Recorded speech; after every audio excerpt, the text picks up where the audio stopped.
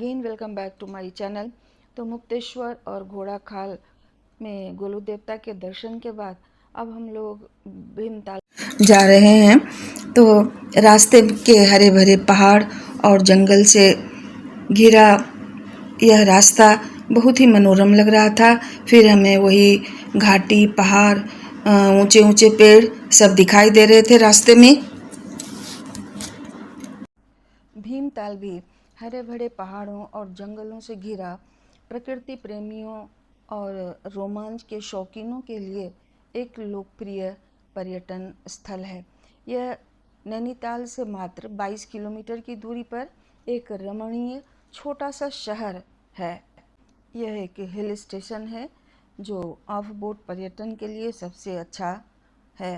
रास्ते के मनमोहक दृश्य को देखते हुए अब हम लोग भीमताल पहुंच ही चुके हैं और अब हमें यहाँ देख रहे हैं देवा पैडल बोट स्टैंड है भीमताल में। झील के किनारे ही इस होटल में हम लोग रुके हुए हैं थे और यहाँ से हमें झील का बहुत ही अच्छा नज़ारा दिख रहा था। ताल में यह झील चिनाई बांध के से बनी एक शानदार झील है। इसका भीम के समान आकार, बड़ा आकार होने के कारण शायद इसका नाम भीमताल पड़ा होगा। वैसे तो उत्तराखंड को देवों की भूमि कहा ही जाता है। आप उत्तराखंड में कहीं भी हों, आप मंदिर से 10 किलोमीटर की दूरी पर नहीं हैं। क्यों? मतलब आपसे 10 किलोमीटर की दूरी पर कोई न कोई मंदिर होगा ही। यहाँ भी हम लोग के होटल से कुछ ही दूरी पर भीमेश्वर महादेव मंदिर था और तो हम लोग वहीं गए और फिर इस रास्ते से होते हुए भीमेश्वर महादेव मंदिर हम लोग पहुँचे। साथ में झील और बीच के द्वीप को देखते हुए हम लोग जा रहे थे। हाँ, हमें दिख रहा था ये कि झील में जो ज़्यादा पानी होगा उसे बाहर निकाला जाता है, या यूँ कहा जाए यह नियमित ड्रेनेज की व्यवस्था है। इससे संग्रहित पानी को गोला नदी की ओर जाने वाले एक आउटलेट से में छोड़ा जाता है। झील में भी अनेक प्रकार की मछलियाँ हमने देखी। किनारे में ही ये हमने देखे धतूरा का पौधा जिसमें कि बड़े बड़े फूल लगे हुए थे जो बहुत ही आकर्षक लग रहे थे। इस तरह के धतूरे के पौधे को हम लोगों ने कभी बिहार में नहीं देखा था, जो मुझे बहुत ही आकर्षक लग रहे थे और मैंने उसका वीडियो बनाया। फिर से ये ताल तो हमें दिख ही रहा है। उस समय काफ़ी बादल गिरा हुआ था और लग रहा था जैसे कि पहाड़ों पर बसे घरों के ऊपर बादल लदे हुए हैं। हम लोग इस तरह से वहाँ घूमते हुए भीमेश्वर बाबा मंदिर की ओर जा रहे।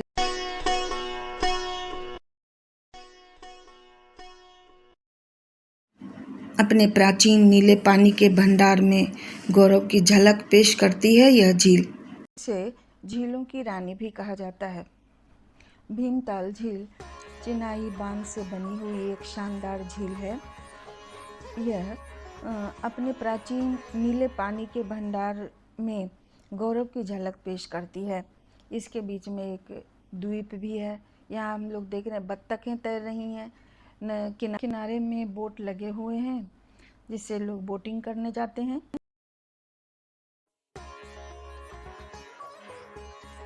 झील के बीच में एक छोटा सा द्वीप है इसमें एक्वेरियम कैफ़े है। यहाँ विभिन्न प्रकार के स्वादिष्ट व्यंजनों और खुली हवा में भोजन के साथ खाने के लिए सबसे अच्छी जगहों में से एक है।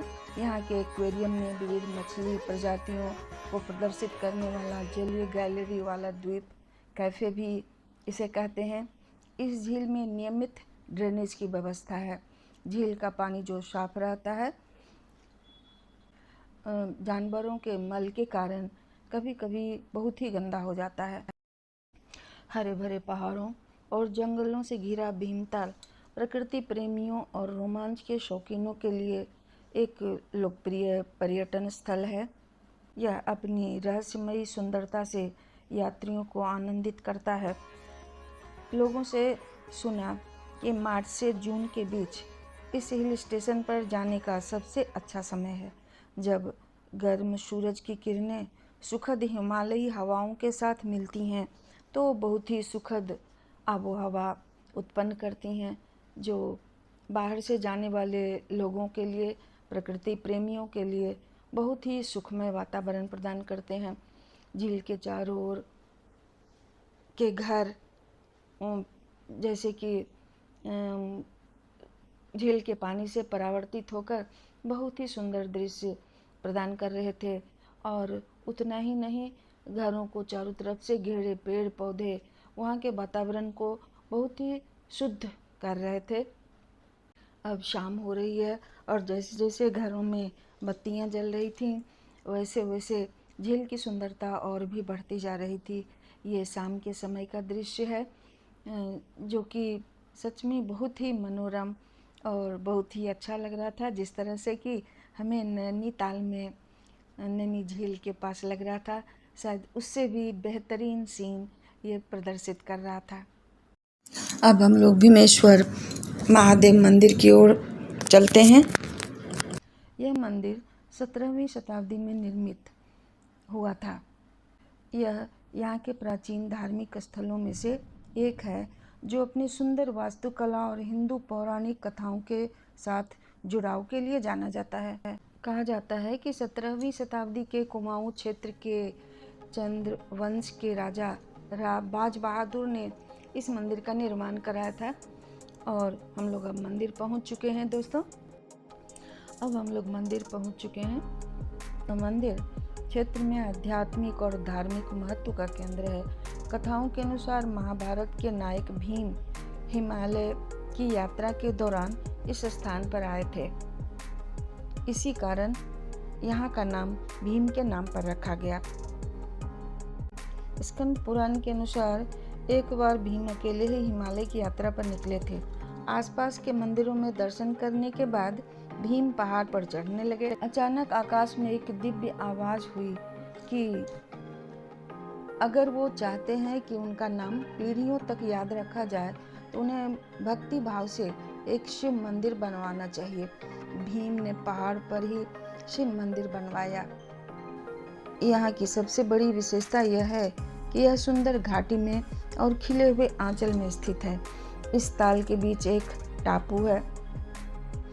इस तरह से झील और उसके चारों ओर के सुंदर मनोहारी दृश्य को अपने कैमरे में कैद करते हुए हम लोग चारों ओर घूम रहे हैं और वहाँ के दृश्य को अपने दिलो दिमाग में कैद करते हुए दिलो दिमाग को ताज़ा कर। तो शाम में भीमेश्वर महादेव मंदिर के दर्शन के बाद अब हम लोग अपने होटल को लौटते हैं और शाम में रात में झील का नज़ारा हम लोग देखने को उत्सुक हैं कि वास्तव में ये नैनीताल झील जैसा ही दिखता है या उससे भी ज़्यादा सुंदर दिखता है। दोस्तों, हम लोग होटल की बालकनी से वहाँ का नज़ारा अपने मोबाइल में और दिलो दिमाग में सहेज जा रहे हैं और अब हमें इंतज़ार है रात का।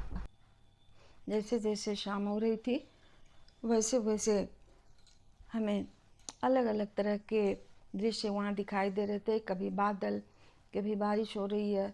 उसके बाद अब जब रात हुआ तो यह नैनीताल झील से कम नहीं लग रहा था। पहाड़ों पर बसी बस्तियाँ, घर, उसमें प्राकृतिक रोशनी, और वो रोशनी जब झील के पानी के तल पर आपतित होता था तो परावर्तन के बाद वह एक नैसर्गिक नज़ारा प्रदान कर रहा था जो नैनीताल झील से कम नहीं था। तो इस नज़ारा को हम लोगों ने कैमरे में कैद किया दोस्तों, जिसे मैं दिखा रही हूँ अपने वीडियो में। तो शायद ये वर्णन करने वाली बात नहीं है कि वर्णन करके मैं आपको यहाँ के नज़ारा को दिखा दूँ और उसके बारे में सारी बातें बता दूँ। शायद यह मेरे वश की बात नहीं है, मेरे पास वो शब्द भी नहीं है। अगले ही दिन हमें फिर लौटना था। तो और मेरे ग्रैंडसन का जन्मदिन भी उस दिन था, तो हम लोगों ने फिर सोचा कि भीमेश्वर महादेव मंदिर जाके उसके बाद केक काटने के बाद हम लोग लौटेंगे। तो फ्रेंड्स, फिर से हम लोग भीमेश्वर महादेव मंदिर गए और वहाँ हम लोग पूजा करने के बाद अब अपने होटल में लौट जाएंगे और उसके बाद हम लोग अब जल्दीबाजी में ही केक काट के अपने गंतव्य की ओर चलने वाले हैं। बच्चे केक काट रहे हैं होटल में ही, और इस तरह से हम लोगों ने हैप्पी बर्थडे कहते हुए वहाँ के भ्रमण को समाप्त किया। और अब हमें जल्दीबाजी में सब कुछ तैयार करके अपने गंतव्य की ओर जाना है। हमें दिल्ली जाना था और इस तरह से भीमताल की यात्रा अब हमारी समाप्त होने वाली है। हमारा ये बर्थडे सेलिब्रेशन समाप्त हुआ और अब हम तैयार होके अपने गंतव्य की ओर चलने वाले हैं। उसके बाद फिर से हम लोग गाड़ी पकड़ के अब चलने को है और आप देख रहे हो फिर से रास्ते का वही दृश्य, भीमताल, नैनीताल। तो उत्तराखंड को अपनी पढ़ाई करके फिर अपने रास्ते की ओर चल दिए। तो दोस्तों, पता नहीं ये वीडियो कैसा हो, हमने तो उसे कमरे में कैद कर लिया था। फिर बाद में मुझे सब कुछ बताने में बहुत टाइम भी लग रहा है, लेकिन फिर भी मैं आप लोगों से वीडियो शेयर कर रही हूँ। तो देखिए, लाइक, शेयर और सब्सक्राइब कीजिए।